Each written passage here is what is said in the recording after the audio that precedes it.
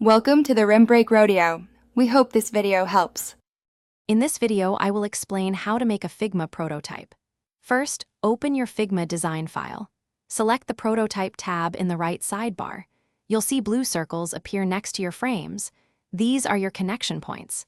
Click and drag from a blue circle to another frame to create a basic interaction. This sets up the fundamental flow for your user experience.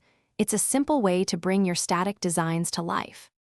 Once you've connected two frames, a small interaction panel will pop up.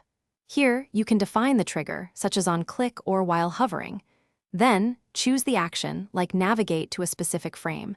You can also select an animation style, perhaps Smart Animate for a smooth transition. Experiment with different settings to see how they affect the user's journey through your prototype.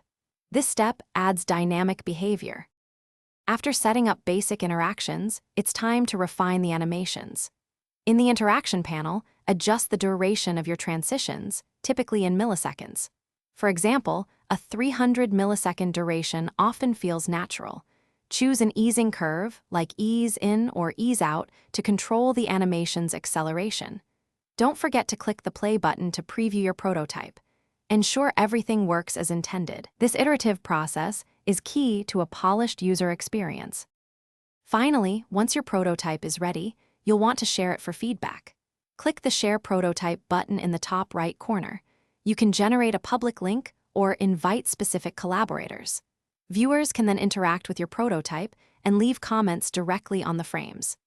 This feedback is invaluable for identifying areas for improvement and ensuring your design meets user needs.